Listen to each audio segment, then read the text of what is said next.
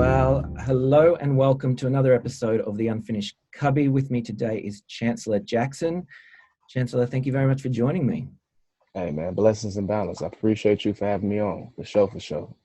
It's a pleasure to have you here. So, hey, where are you based? What time is it there and what's happening? Well, I'm in America, Atlanta, Georgia, specifically.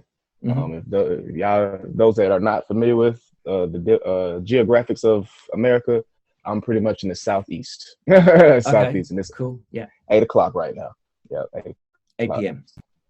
Yeah, Cool. 8 p.m. Yeah. Well, 2000 hours if you go on the universal time, but Nice. My mother's from the States, actually. She's from Nebraska. Oh wow, okay, for sure. Yeah. I ain't never been to Nebraska, but no, you know what I'm saying? I'm familiar. I know a few people from Nebraska, It's for not too sure. far away, is it? I mean, By from States? flight, nah. Yeah, Yeah. not by flight, it ain't that far. But driving, yeah, you're gonna be in the car for a good little minute. You'll be in the car for a good little minute. Cool. Hey, what's the COVID situation like there in Georgia? You guys Um, locked down? oh no.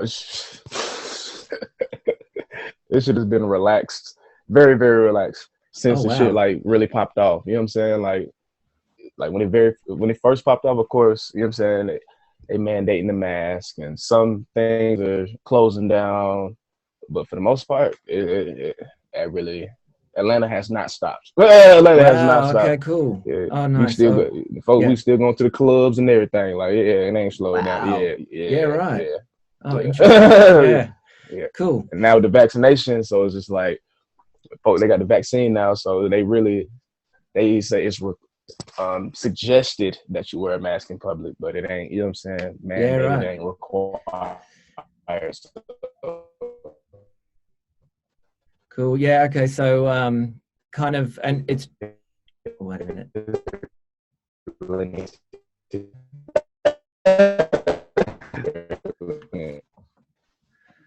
I lost you a little bit there. The internet went a little bit patchy. Can you hear me now? Yeah. Everything. Yeah. That's All better right, bet. now. Yeah.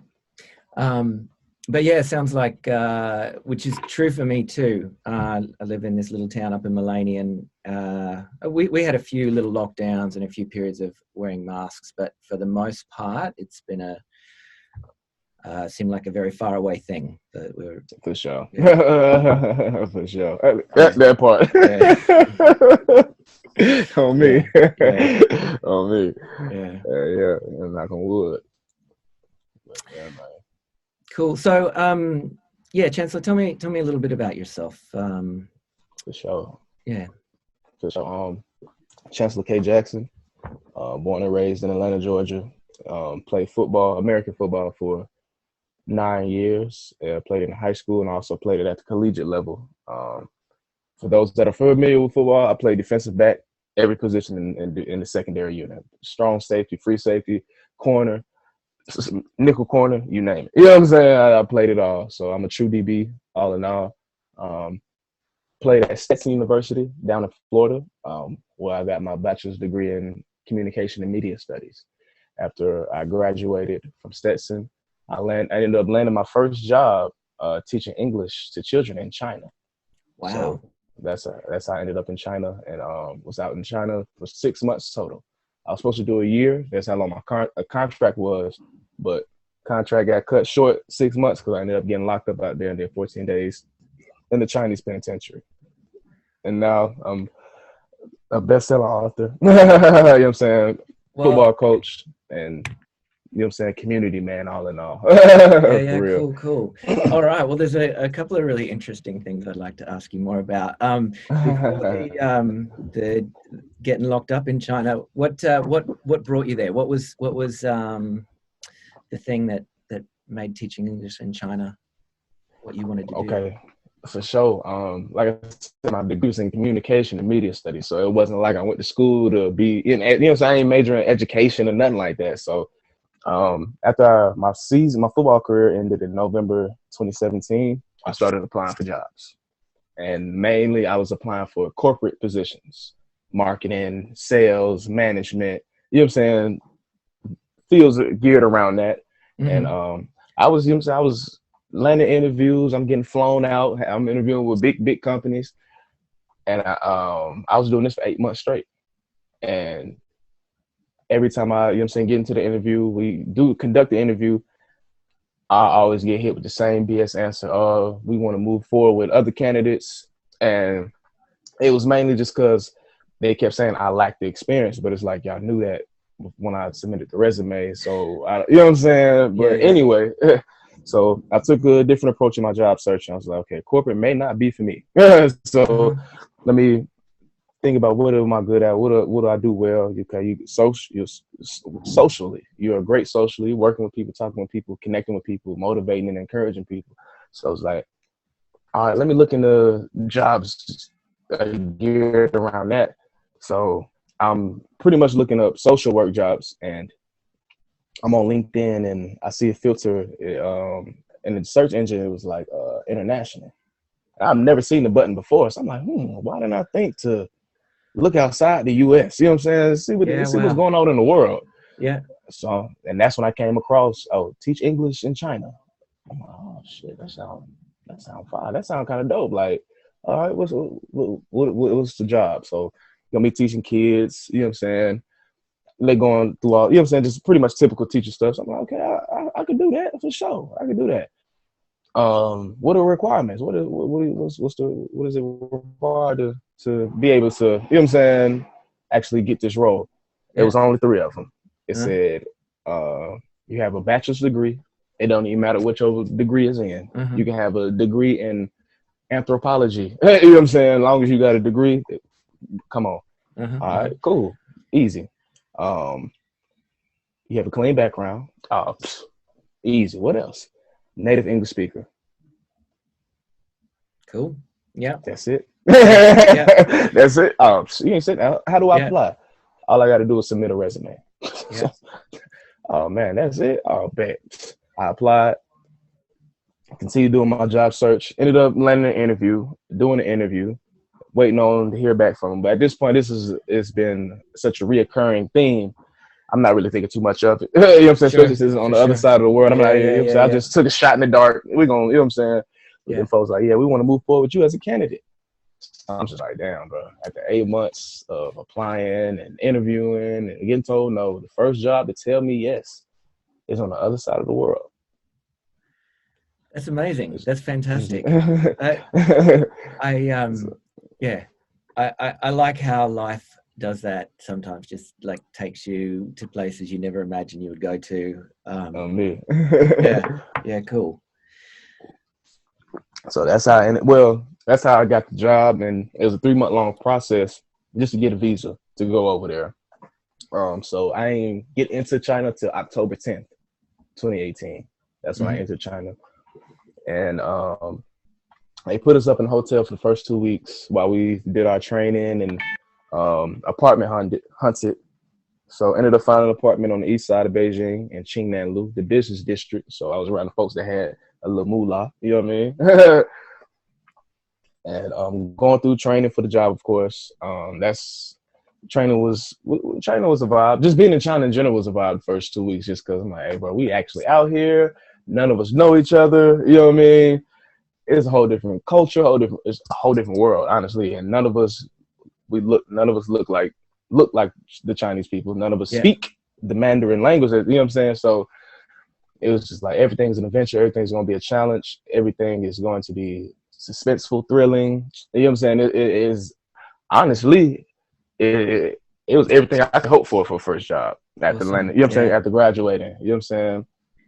And then I'm a Sagittarius too, so I'm very optimistic and spontaneous and outgoing and adventurous. So that it was just feeding my spirit. I was, you know what I'm saying? It was driving me. So cool. Landed up, got an apartment on the east side, and you were there with a bunch of other teachers. English teachers? So I came in with a recruiting class. You know, some other people that they recruited, and y'all gonna end up landing in Beijing around the same time. It's like 20-something of us. You know what I'm saying? Yeah. So of course, we all we know out here. You know what I'm saying? We all we got. So we all came in together. So of course we like this here. You know what I'm saying? We buddy. Yeah. For sure. Were you all from the States or all over the world? Man, you got a lot of folks from America. You got folks from Europe. You got folks from where else? Asia as well. It was a nice little melting pot Cool. for sure, Yeah, for yeah, sure. Yeah, fantastic. Yeah. yeah, yeah. And yeah, what was your first impression of Beijing? What's it like? I was just like, well, once we got off the plane and we got into the airport, um, I've never traveled internationally by flight. Well, I haven't done it in so long. Last time I did it, I was like in elementary school. So, of course, times have changed. So, landing in China, the first thing we do as soon as we get into the airport, like these folks scan our entire handprint to their system. So I'm just like, damn, what type? I'm like, okay. I just That's knew. I'm like, okay, this in is 2018, huh? It's yeah. ahead of yeah. This is a strict country. I can tell already for sure. They getting our whole handprint before we even leave the airport. Like, okay, yeah, you know what I'm saying? I see what type of time they on. But Yeah. all in all, China was like, the people of China are very, very nice. They're very considerate, and like I received some of the best customer service I've ever experienced in my life over there. Like, you going to go shop with these people to go to their restaurant, or you know what I'm saying, you buying product, like you gonna get the best service.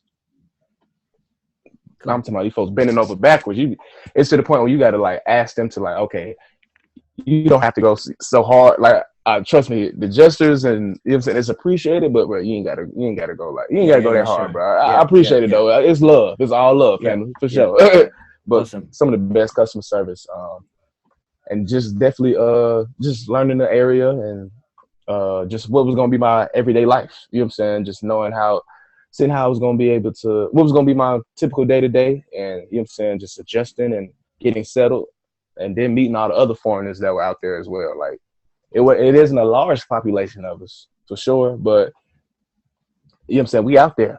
So it's just cool Mm-hmm. just meeting all the other people. Because it's like, what are the odds that you know what I'm saying, we meet each other for the first time here in China? How many Yeah, yeah. people do you know what I'm saying? So For it sure, for was sure. dope. Are you still close with a lot of the other teachers that came over with you? Oh yeah. Yeah. Definitely. At 20 some, I definitely formed my great bonds with a select few of them. Yeah. Those in which I still talk to communicate with to this day. For sure, Yeah, for cool. sure. Hey, For sure. Chancellor, my parents are both teachers, and I told you my mum's from the States, and Yeah. she came to Australia in the 70s, and at the time in Australia there was a real shortage of teachers, so they were flying them over from the US and I think from Ireland as well. And Okay. yeah, so she came over with a bunch of other teachers from around the US, and yeah, super close in a strange country, and yeah, Yeah. so I grew up then with a lot of their kids as well, and we Oh, had world. yeah, we had like sort of Thanksgiving and Halloween traditions as well growing up in Australia, which are For not part of sure. it. That's Yeah. what, they don't celebrate Halloween out there? Well, you know what?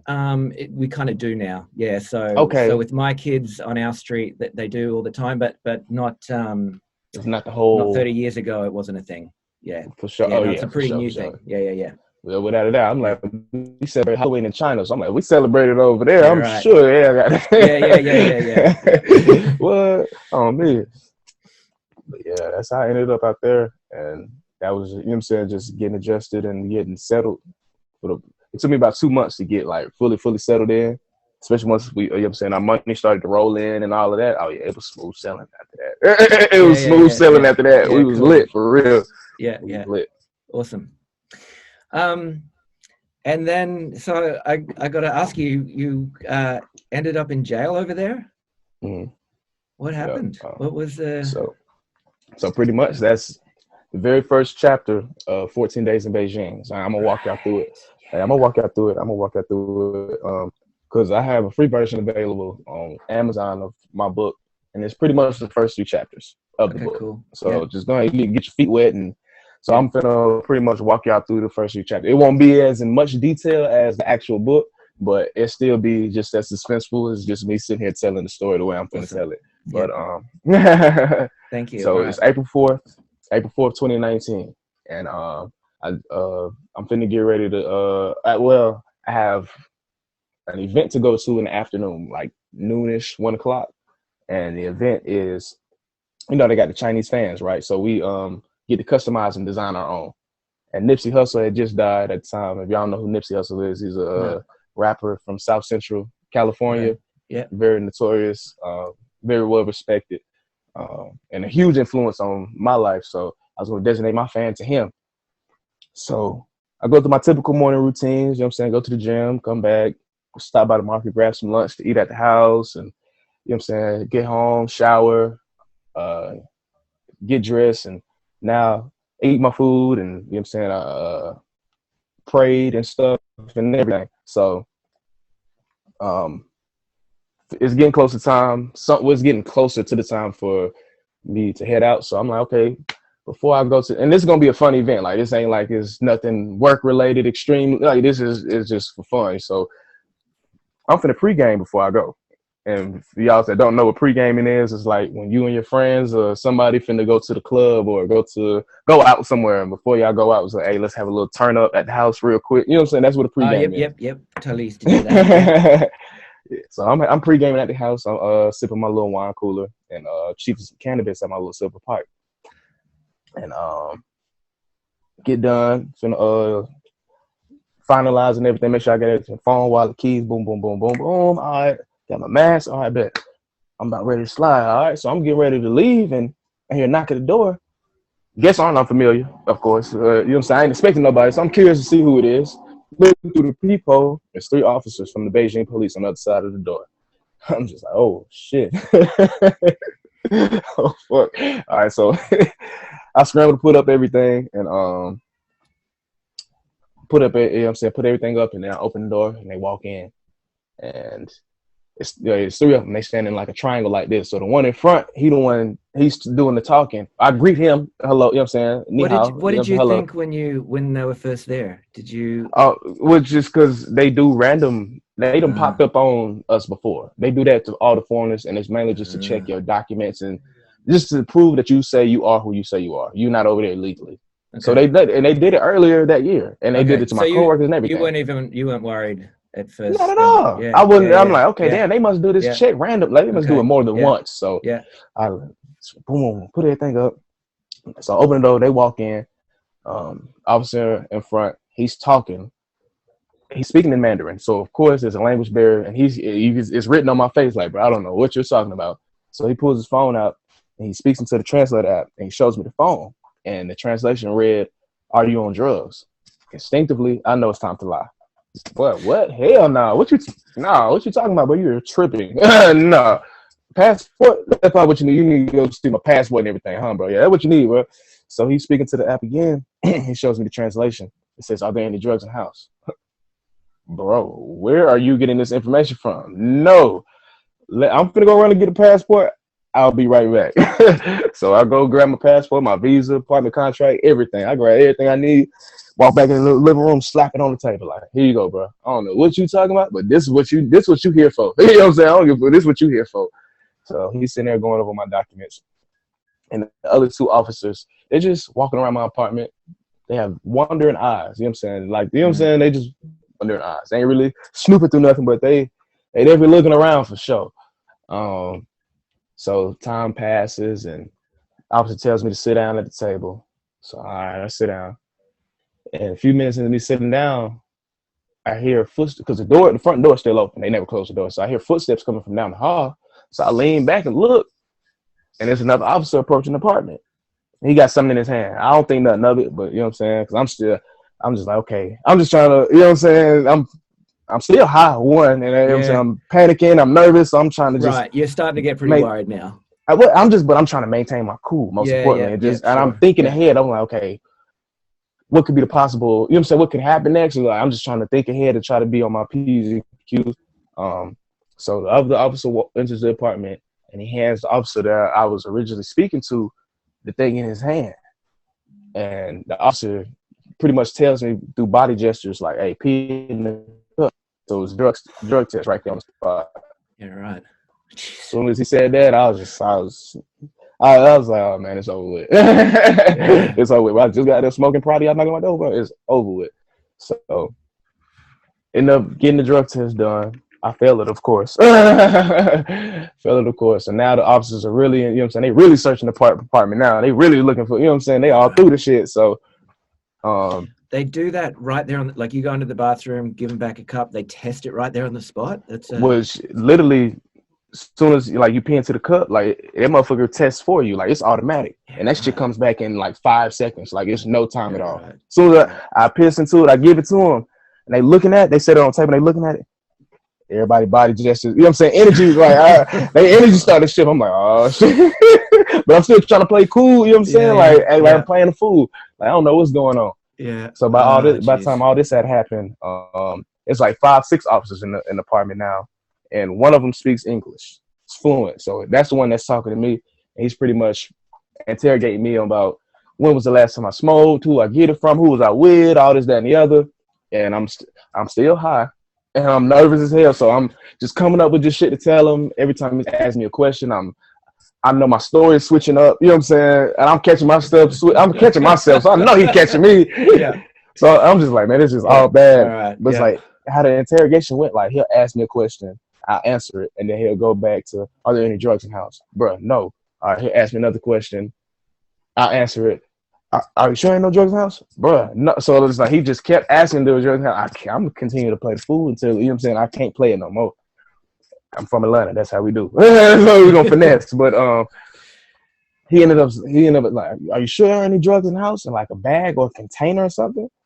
And when he said those specific 2 things, I knew it was over with, because that's exactly where I hid the rest of the flour that I did have. So I'm like, all right. You know what I'm saying? At that point, it's like, I'm caught red-handed. For sure, all right, y'all got me. I got to hold myself accountable at this point.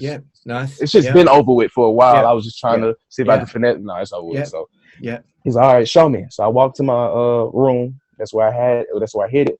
As soon as I get into my room, I see everything right there on the bed. So I'm like, y'all folks been new. Y'all was just sitting there fucking with me, trying to see if I was going to give y'all any information. Once y'all realized I wasn't, okay, let's just take this. You know what I'm saying? I'm going to lock this thing up. Yeah. So they confiscated everything, but they were still cool though. It's like, all right, you need to finish getting dressed. You need to grab anything before we go. I'm like, well, unfortunately, I was finna walk at the door prior to y'all showing up, so I'm ready to go. So tell me, turn around, throw the handcuffs on me, and we walk downstairs, and they escort me to the police van. They sit me down in the van, and there's 2 officers in the van with me. All the rest of the officers, they walking through the apartment, I guess, to go through the front gate, you know what I'm saying, as a group and shit. So that's where all communication ends, right there. That's where all the communication ends. At this point, I'm in the van with these other 2 officers, and everybody else gone, and the officer that I could only speak to was with that group. Right. That's when all the communication ends right there. Yeah. So now I'm just sitting there reflecting. I'm like, oh, damn. All right, this shit is for real. I done got, you know what I'm saying? I got busted red-handed. I'm in these people's custody. I don't know what's gonna happen. What are the drug laws like there? How harsh are they? You don't have any idea at that stage? I had no clue, and I still ain't even look into it after I got back home, because like shit, I definitely got to experience it. So, so it's like, I got first hand. So I'm like, but I don't know how this gonna play out. I don't know what's to come. But hey, I gotta hold myself accountable. I knew I was doing something I probably shouldn't have been doing, and there's other repercussions from it. So it's just like, shit, you gotta take it to the chin, Chance, and enjoy this high one last time, and take note of every minor detail, because this is gonna be a great story to tell once you out of this predicament. Yeah, bro. Nice one. Well, it's a good attitude to have in that situation. I'm a very positive person. Yeah. I always look at it. Like I said, I'm sad, so we optimistic. You know what I'm saying? We always look at the bright side. You know what I'm saying? Yeah. It's always a bright side to any situation, and we always gonna find something to laugh at. So the story is very humorous as well, just because of my personality. So we get to the first precinct, and it wasn't that far of a ride. It wasn't that long of a ride. It was damn near not even 5 minutes. Get in the precinct, and they sit me down in the chairs. And it's the typical, you know what I'm saying, precinct that you see in TV shows and movies, like when they bring the new arrests in, sit them down in the chairs with the other recent arrests. You got the officers on desk duty. It was that typical scene, like a but big Chinese open version. office thing. but Yeah, Chinese yeah. version. So, It's yeah, the yeah. typical Okay, thing. cool. So Yeah. I'm just sitting there handcuffed, just steady reflecting and replaying everything that happened in my head, just asking myself questions like, you know what I'm saying? What am I supposed to, I'm like, what's going to come? What am I supposed to take away from this situation? Why am I the only one handcuffed? What are these people thinking? You know what I'm saying? So I'm just still sitting there just thinking and reflecting. And then next thing I know, they come get me after like 40 minutes. So we get back into the van. Folks still have not said nothing to me. I don't know where we're going now, but I'm finna see. So get to a second precinct. This one's a lot bigger. Had me change clothes and they put me in a holding cell. I'm in a holding cell with probably like 10 other Chinese men. They call me from the holding cell, take me to the basement of the jail, to this room to conduct my interrogation. So the room consists of this metal chair that looks like an electric chair. Like how electric chair has a leather straps, but this motherfucker all metal. Like it's all metal. Across from the electric chair, like dead ass in front of it, is a table and 2 regular chairs for the officers to sit at to conduct the interrogation. Mm-hmm. And then there's a camera mounted high on a tripod capturing all the furniture. Yeah. So pretty much just the film. That's what's just like going in on. The movies too. Yeah. Yeah. So they walk me to the chair and they open it. And like, you know what I'm saying? They open it and they just waiting on me. I'm looking at them crazy like, well, y'all really want me to sit my ass down in this chair? And they looking at me like, hell yeah. So guess what I did? I sat my ass down. I sat my ass down.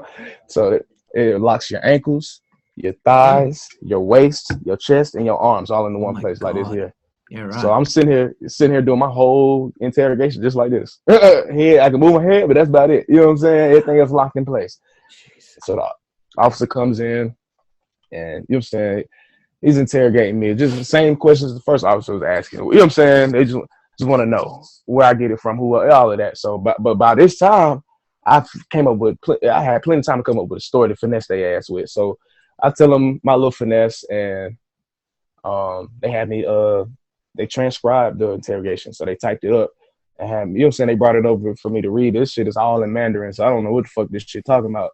So they was like, sign it, and I signed it, thumbprinted it, and they released me from the chair.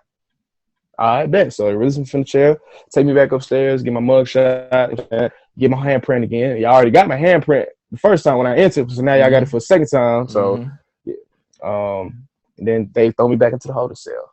I'm still handcuffed too while I'm in the holding cell. So I'm just sitting there, just replaying and recapping everything. I'm like, okay, damn, did they buy the statement? Did they? You know what I'm saying? I hope they did. And I'm like, damn, I could. Now I'm just replaying the scenario. I'm like, damn, I could have put the cannabis here. I could have put I could have put it there. I could have. I'm thinking of just so many different alternatives I could have did. But I'm like, I still would have had to deal with failing the drug test, regardless if they found the rest of the weed I had or not. Yeah. Just the fact alone that I failed the drug test, I was gonna go to jail anyway. So I was pretty much assed out regardless. So it really may make no difference. And I'm thinking about, I thought about another story I could have gave him during the interrogation. I'm like, you know what I'm saying? I'm just coming up with just different things I could have done better. Sure. But all in all, I was like, hey, bro, I just got accountability. I just got to hold accountable, man. So hey, Chancellor, I really admire that as like it's just such an important quality that not playing a victim. Going, do you know what? I did this. Like I think that makes a big difference generally for people in life. Like stepping up, taking responsibility. Like I did this. This is where I am. Like and it's so empowering too. You know when people are a victim and they blame, this happened to me, and then you're at the mercy of life all the time instead of on me. Yeah. And that's what I felt like. I'm like, that's you saying I can point the finger and why me? I can do all that, but I'm like, what good is that gonna do? What good? I'm sitting here complaining about the problem, but they ain't coming up with no solutions. Okay, hold myself accountable first and foremost. That's the first step. I'm aware of it. I'm conscious of it. All right. So now with that understanding, that acceptance, now we can move forward. You know what I'm saying, in a more positive manner. Just because, you know what I'm saying. You know what I'm saying. And football taught me that. Of the situation, and now what am I going to do with it? Man, football taught me that. to the best. Yeah, So it's just right. like you gotta hold yourself accountable. You know what I mean? Yeah, So cool. me just following orders without asking no questions. Football Yeah. taught me that as well. They like folks like, damn, why you ask nothing? Why you ain't say nothing?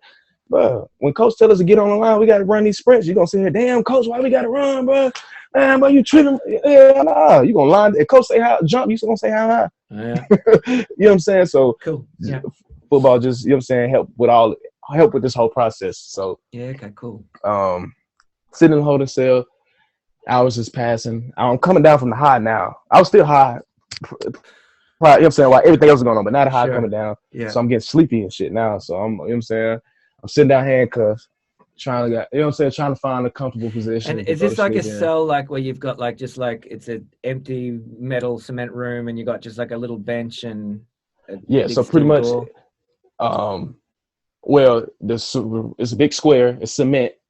We have like it's cement benches going across the whole cell, like just enough for folks to sit down around the whole jail. There's a few of you And in then there. yeah. Right. It's a window in the back Yeah. of the cell, and all the doors and like it's glass and shit like that. So we can see the officers walking out. They can see us. So Yeah. Okay. Yeah. well, no, we can't even see them. They can see us. Like it was only see through through they. You know what I'm saying? So Yeah.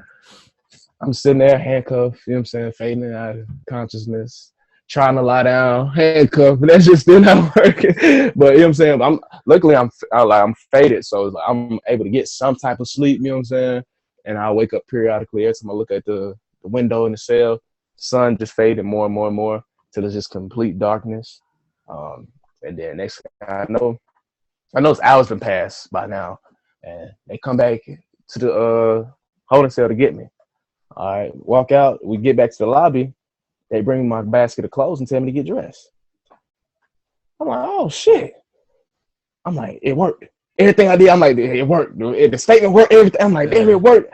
They gonna let me go back. I'm putting my clothes back on, so I'm just sitting there posted up, just waiting. And then they had me follow them through a door that's behind the front desk in the lobby.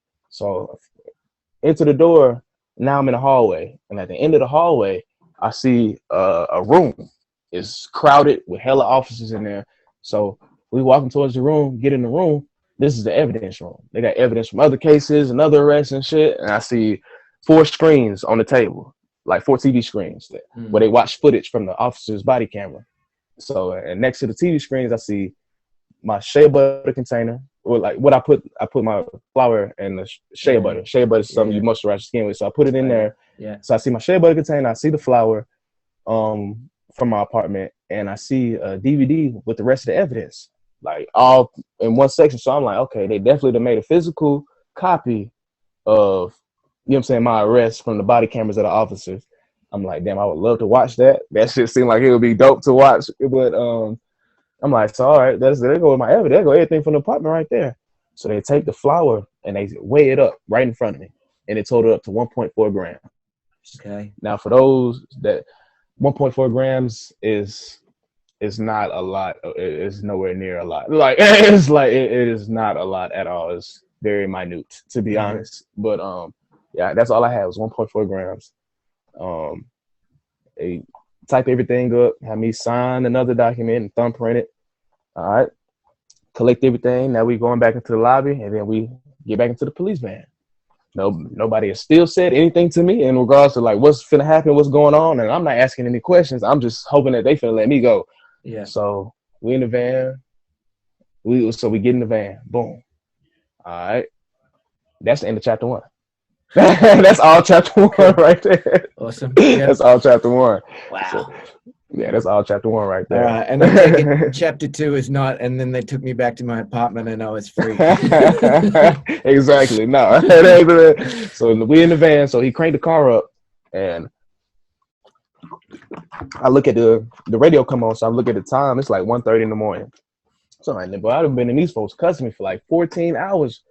You're right. Yeah, I've been cussing. I got arrested early this morning, like 11, like, you know what I'm saying? So I'm like, yeah, I've been in custody all this time. And so we driving, and we on the interstate, and I've been out in China long enough to learn the area pretty well. So I'm just looking at the signs we passing, and I'm just like, bro, I don't feel like we're getting any close any closer to where I stay. Yeah. And about 40 minutes to the ride, we arrive at this facility with tall walls and barbed wire. I was like, okay, I see what's going on now. Wow. So how did you feel in that moment? I said, fuck, it's jail. I'm like, oh yeah, I know I'm finna sit down for sure. I'm finna sit down for a little minute. I don't know how long I'm finna be here, but I know I'm finna sit down. That's all I knew. So we enter the jail, go to the nurse's office. They running all the typical tests, blood pressure and all this, you know what I'm saying, all that shit. All right, so now we go into the changing room. They give me my jumpsuit. The jumpsuit is pretty much this jacket. It's a jacket. And the best way I can describe the quality and the texture of the jacket, how it feels and it wears. Y'all familiar with Dickies, the brand Dickies, the clothing brand Dickies? No, I'm not. Yeah. Well, for those that are, it's like a Dickies jacket. You know what I'm saying? The top half of it on front and back, the top half is yellow, bottom half blue. On across your left chest plate, it says in red Chinese characters, Beijing jail number 6. And it says the same thing on the back. The jacket's pretty clean. Like you know what I'm saying? You probably want to wear it like to the club or something for real. Like in America, like it's kind of drippy. You know, cap. It's kind of hard. But gave me the jacket, gave me some blue sweatpants and some blue sandals. And they gave me one Tupperware bowl and one plastic spoon. So I put all the rest of my stuff into this luggage bag. They had me put my luggage bag in the storage unit. So they store the rest of the inmates and stuff.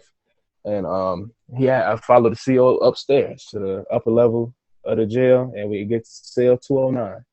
And he opens the door, and immediately the first thing I see is 2 inmates standing up taking watching the other inmates sleep. So let me paint this picture for you. So he opens the door. The cell is a big rectangle. Immediately you walk in, you probably got like 3-4 steps until you start getting to the bunks in which we sleep on. These are pretty much wooden planks. It's 9 of them going against the right side of the cell in a row. So they're wooden planks with cubbies up underneath them so you can store your stuff. Immediately to the left is the bathroom. The walls are it's its own separate room, but the walls are made of glass. So you can see straight into it. It's a sink. The toilet is a squat toilet. So a toilet you gotta, you know what I'm saying, squat over to use. And the shower is pretty much a water hose with a shower head tied to it. So, and then, you know what I'm saying, black mold all on the wall and gnats and shit flying in the bathroom. So it definitely don't look anywhere pleasing that you would want to do anything. So and then not even wash your hands. But So the beds are on the right in the row, 9 of them, wooden beds. 2 inmates standing against the wall. So like I say it's probably like, man, maybe arm's length, like full wingspan and a half. Somebody's wingspan and a half from of the space between the wall and where the beds are. So it's a nice little of the room is just that. Well, no. Like so, like say where the 2 inmates are standing against the wall, posted up. If I place my wingspan out, I put this hand on his chest and stuck this hand out, I could touch the bed. Like that's as much space as it is for us to walk. You know what I'm saying? Okay, And these bunks, like these beds, is pretty long. Like they about like 6 feet, 7 feet. You know what I'm saying? So they take up most of the cells, and it's pretty much just walkways for us to. And like I said, it's a rectangle. So the rectangle is the beds on this side of it, so it's pretty much like an L. That's the only walkways we have. You know what I'm saying? Yeah. So, it's a big window in the back of the cells. It's high, so you can pretty much, even standing on the bunks, you can only like look over it. It's gated up and stuff, but we can open it to allow air into the cell. If I'm standing in the doorway, above the door is the TV mounted on the wall, and in the corner, high up in the corner is the camera capturing the whole room. So he opens the door. I see the 2 inmates standing, watching the other folks sleep. I look at the people that are asleep. Mind you, I said it's 9 wooden beds. I do a head count of how many people I see. It's 15 of us total. So you can imagine. So literally, I'm like, it looks like a slumber party or like a, you know what I'm saying, a sleepover from back in the day with you and your friends. You know what I'm saying? Y'all gotta, you know, it looks like that, but these are random grown men. Yeah. So instantly, my psyche is thrown. I'm like, shit, like damn. This shit is real, boy. Like, damn, I'm Yeah. really in here. Yeah. So I approached the slumber party, trying to find a spot to lay down. And one of the inmates that was standing up taking a watch, he, you know what I'm saying, wakes up two inmates and they make room for me. So they had me put my bowl and spoon up underneath the cubby. And I lie down and I'm just laying on my back, looking up at the ceiling, at the bright ass light that's on. And I'm just blown away, honestly. I'm like, bro, I would never guess no shit like this would ever happen to me in my entire life. Like, this some shit you cannot make up. Like, this shit is for real, bro. Like, I'm in here. Nobody knows where I'm at. I haven't been able to contact nobody. Sure.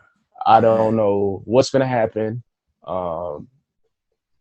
But I'm like, I got to hold myself accountable at the end of the day. I got to hold myself accountable at the end of the day, man. But I'm like, I know I'm gonna be good because I prayed.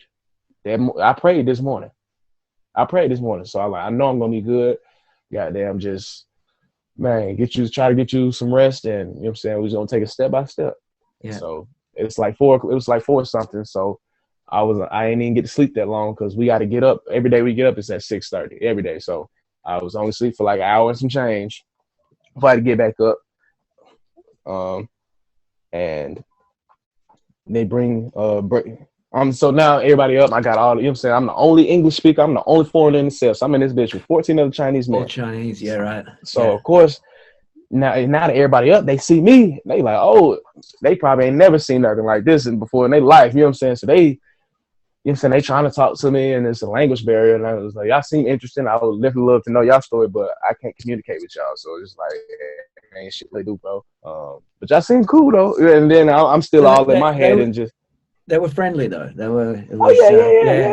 Yeah. They just like, yeah, because like they probably ain't never seen or got to be like physically up close to a person of color, and I had locks at that point in time too, so they ain't never seen nothing like that. So just we can have one in our possession, like just. Oh yeah, I want to know everything I can. I want to take full advantage of this opportunity because ain't no telling when I'll be able to, you know what I'm saying, get it again. Yeah. It's like that language barrier was a motherfucker. And so it's like, and this still chapter 2 we in. This is still chapter 2 that we're in. They trying to talk to me. I can't really talk to them. They bring the breakfast by the cell, and the breakfast is every day was the same for the most part.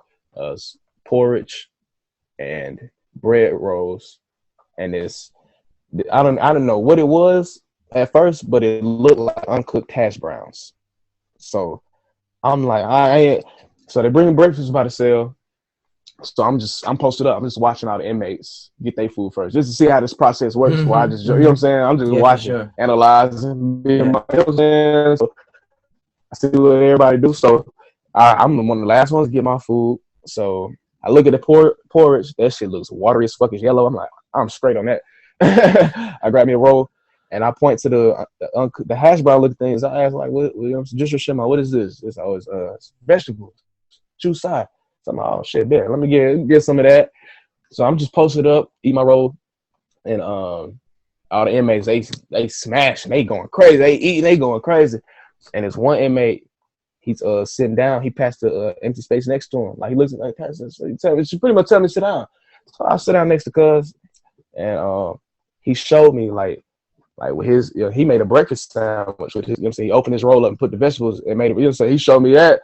I'm like, oh, my boy owns something. Okay, bet. I see what's going on. So I did it. Cool. I tried the vegetable first.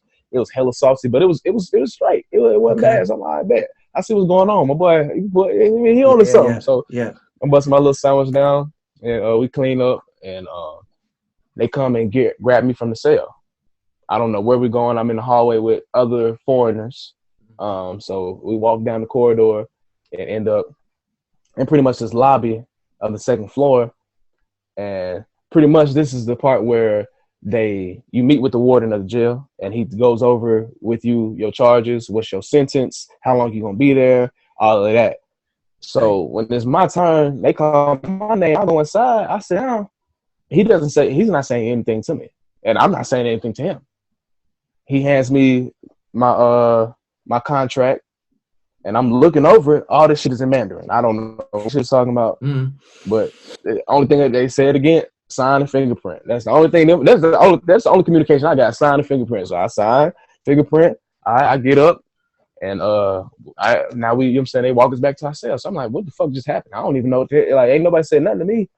I don't learn until later on to the story what that was. You know what I'm saying? So and so I'm back in the cell. I'm just replaying everything, just reflecting. I'm all in my head. Inmate steady trying to talk to me. It's a language barrier as a motherfucker. We can't talk. So, and I was in this cell for 2 days. So the third day, all of this, you know what I'm saying, vast majority of that cell gets released. So I'm like, it's just leaving 3 of us in the cell, me and 2 other Chinese cellmates. One was like in his 40s. You could tell he was older. He had gray hair. And the other one was a young cat. He was definitely under 21. So I'm like, what the hell they gonna do with the 3 of us in this big ass cell? I know they're not just from leaving this whole motherfucker by itself. And as I'm thinking this, they come and grab us. I'm like, okay, we finna get ready to go home. That's you know what I'm saying? So we walking. He stopped at cell 207, started unlocking. I'm like, fuck. I'm like, damn, I thought we was finna get ready to go. So he opens the door. This cell is set up the same exact way as the previous one, but this cell had way more supplies than my previous one. Like the previous one, all I had was 1 bowl and 1 spoon. And that's pretty much all everybody else had, for real. Like, it was barely any toilet paper in that motherfucker. So you can imagine, I had to hold my, you know what I'm saying? I had to hold my bowel movements and everything. But get to this new cell, this same exact setup, but this cell has way more supplies. They got snacks, they got toilet paper, stools for these folks to sit on, there's art all on the wall. I'm like, okay. This cell a different vibe for sure. But I'm like, I don't feel like getting used to no new cellmates. I don't feel like having to deal with all that shit again. So my head is down when I walk to the cell, and I lift it up, and the first person I make eye contact with is this big ass dude. I'm thinking he's European just because he has pale skin. He looks like, I'm assuming he's European dude, like 6'3", 6'4", right. 250 pounds, like big ass dude. And mind you, we're not allowed to lie down unless it's nap time or time to go to bed. So aside from that, you can either sit down or stand up. This the only person in the cell lying down, hands behind his back, cool, and just watching TV. He cozy. I'm like, and I'm looking at him. He got scabs all on his face, like he just got to fighting and shit. So he looked at me. I look at him, and I just dropped my head. I said, boy, what the fuck these folks got me? Man, where they got me at, man? So I was just walking through the cell with my head down. And all I hear is, hey, man. And I look up. I'm just in the shock. I just hear English? What the fuck? It's a Chinese American. Like he waving like, hey, man, like, what's going on? I'm like, oh. No, it's a whole different person. Oh, okay. Yeah, the other dude, he's still laying down. After we made eye contact, I ain't even bother looking at him no more. I'm just walking and I just hear, hey, man, from another dude. He's a Chinese American named Lenny. That's his name in the book. He's from California. Yeah. So I'm sitting there talking to him. I'm just so happy to finally communicate with somebody. Sure. Yeah. So I'm sitting there talking to him. Woo. He's cool as hell. Most people are from California are. So that's me and him talking. The dude that's sitting next to me sticks his hands out and says, hey, my name is Victor. I'm like, what the fuck? Oh, shit. It's more than one of y'all, is it? Hey, we got some English speakers in here. He's Brazilian from Brazil. Yeah, okay. So Lenny, the Chinese American, of course, he's fluent in both Chinese and Mandarin. I mean, Mandarin and English. Yeah, fluent in both. Yeah. Victor, he speaks English, Portuguese, and he can speak Mandarin very well. Like, he can hold a conversation. Like, you know what I'm saying? So, yeah, cool. Man, this is the shift within the whole story. Like, that it just, all the questions that the reader has, and especially the ones that I come up with up until this point, just because we don't have no clue what the hell's going on. This is when we start to finally get answers. Right. Now, do I still know when I'm going to get out? Hell the fuck no. Yeah. But I'm learning how this process works, how the rules of the jails are, why the system is the way that it is, and what's our day. You know what I'm saying? I'm learning. And now I'm learning what they should have told me when they first brought me in. Now I'm learning just through my peers. You know what I'm saying? And not only can I connect those dots as far as how this whole process works, but I can communicate with the other native Chinese people because I have 2 people that speak the language. Yeah. So the 2 people the 2 Chinese dudes I came over with, I've been with for 3 days.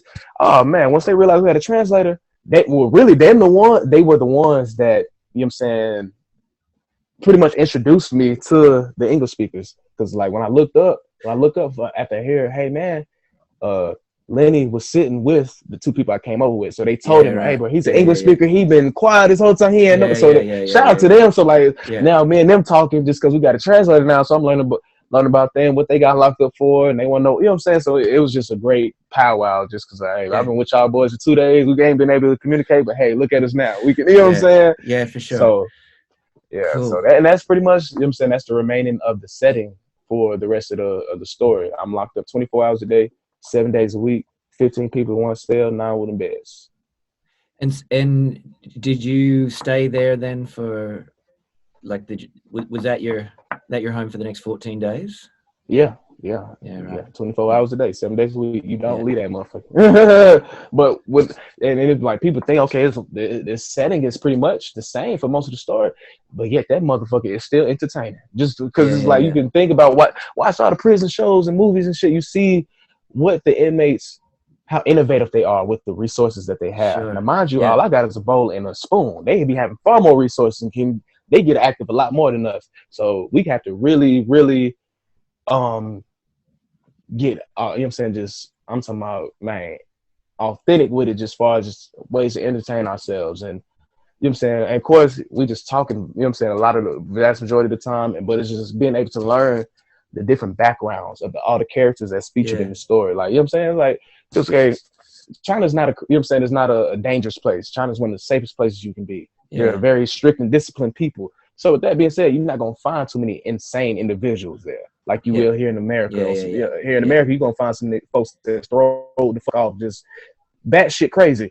But over there in China, hell nah, you not. So it's just like, I know y'all not crazy. Y'all not dangerous, none of that. So, and you'll learn, oh yeah, I got locked up for fighting. Oh yeah, I got locked up for teaching.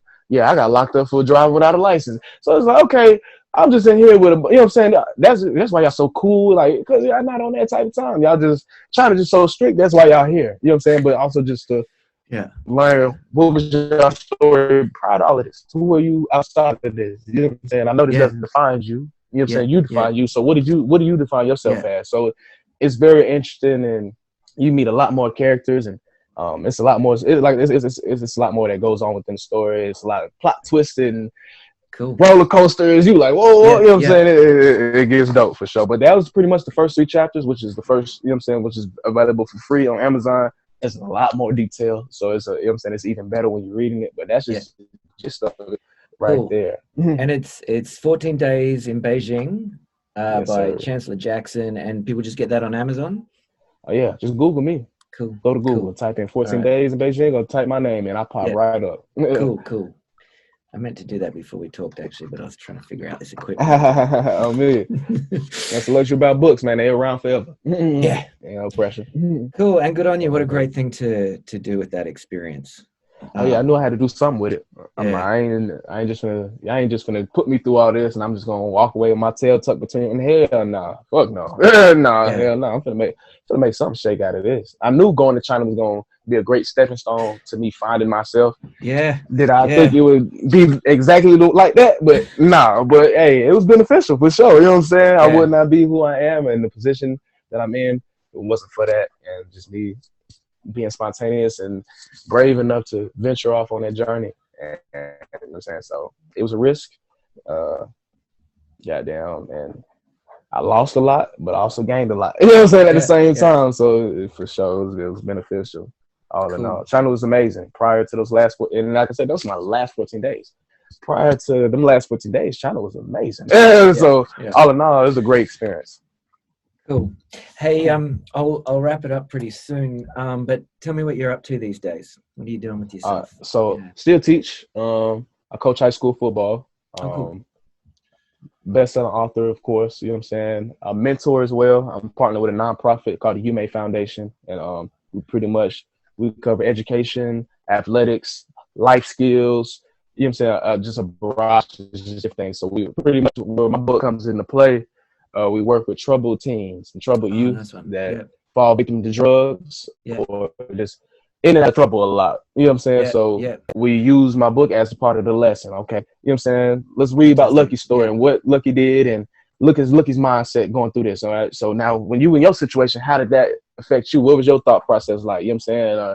Now that all that's over, like where are you at with it now mentally? You know what I'm saying? Do you self-reflect a lot? How often do you self-reflect? You know, it's just life skills. You know what I'm saying? So And what's that organization called again? UMAY. UMAY. Yeah, UMAY Cool. Foundation. So yeah, I'm working with that, and I just do a bunch of everything. I do a little modeling here and there. All that modeling is just a hobby. Cool. Yeah, I just be trying stuff. Damn, bro, you should coach. Yeah, I could do that. Damn, bro, you should write a book about that. Getting locked up. Damn, I could do that. Damn, teach abroad in China. I can do that. I just be trying shit. That's why. You know what I'm saying? You gotta be spontaneous, but be brave. You know what I'm saying? Be vulnerable. Don't be afraid to goddamn just venture off and just do something. Step outside your comfort zone. Totally. You know what I'm saying? Just you know what I'm saying? You never know. You'll find yourself. You'll learn a lot about yourself doing that. Yeah, for sure. I love your attitude, and you're an inspiring man, Chancellor. I appreciate it. That's all it is, man. Just hustle and motivate. That's it, man. Hustle and motivate. Just like Nipsey. Oh, man. Cool. And hey, real pleasure to meet you and have a chat with you. I really enjoyed it. Man, I appreciate you, man. It was definitely a great powwow, great discussion. Energy was all-time high. You know what I'm saying? Highly vibrational. You know what I'm saying? Frequencies is high. So yeah, it was enjoyable for sure. And it's always great to share my story to whoever's willing to listen. So for sure. Cool. All right. Well, this will come out next Tuesday, 9 a.m. Australian time. So that's going to be Monday night. Sometime.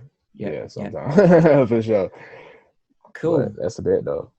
All right. I'll say goodbye, but again, real great to meet and connect with you. Hey, likewise. Hey, we tapped in, family. We tapped in. If I'm Yeah. ever in Australia, best believe, but I'm gonna hit your line now. I'm gonna hit you up now. So welcome. Yeah. For sure. I'll catch you again someday. All right, man. Balance and blessings. Peace. Peace.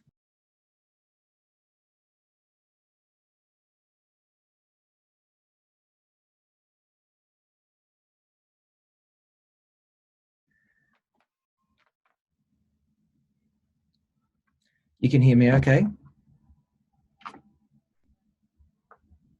I might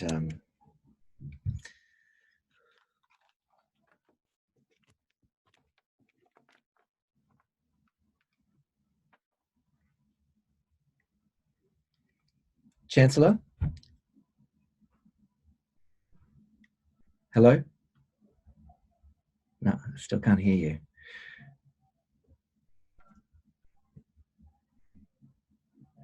I guess I'm going to turn this off.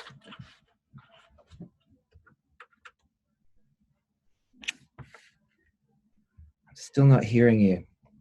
Oh, now I do. Hey. Okay, yeah, we cracking then. We cracking. Got it. Awesome. Hey, hello. I've